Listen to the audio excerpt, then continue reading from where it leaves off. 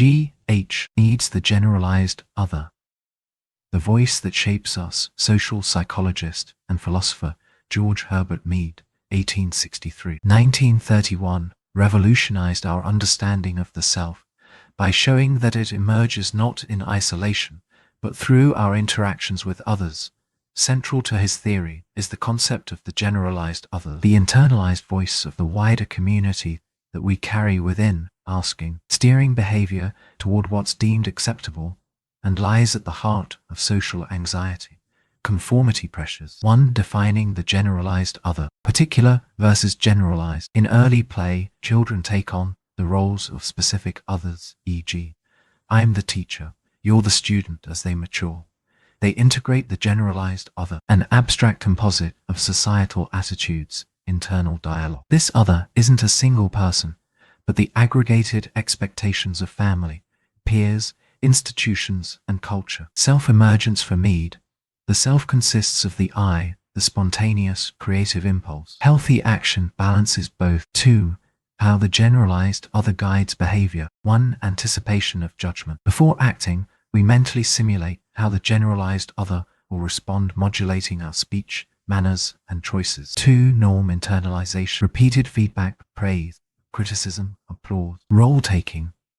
We learn social roles: student, manager, parent, by imagining the expectations tied to them, as voiced by the generalized other. 3. Explaining social anxiety and conformity. Social anxiety, when the generalized other's voice becomes overly harsh or punitive. They'll think I'm foolish. Conformity, to gain approval and avoid reproach. Individuals often align their beliefs and behaviors with perceived majority norm. Even against private convictions, the generalized other exerts a powerful peer pressure effect. Groupthink and echo chambers in tightly knit groups.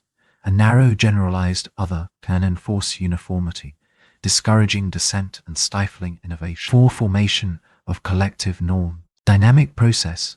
As individuals internalize the generalized other, they also reproduce it by enforcing norms through praise, ridicule, or social sanctions. When enough individuals shift their internalized voice, say, on issues like smoking, gender roles, the generalized other evolves, and new norms take hold. Institutions and rituals. Schools, media, religious services, and civic ceremonies broadcast model versions of the generalized other, guiding how new members learn community standards. 5. Practical implication. 1. Reducing toxic anxiety. Recognizing that the generalized other's harshest voice is often an exaggerated caricature of reality can free individuals to act more authentically. Fostering healthy conformity. Leaders and educators can cultivate a positive generalized other, one that emphasizes empathy, respect, and curiosity, rather than fear of judgment. Driving social change. Activists can shift the generalized other by making new norms visible. Public pledges,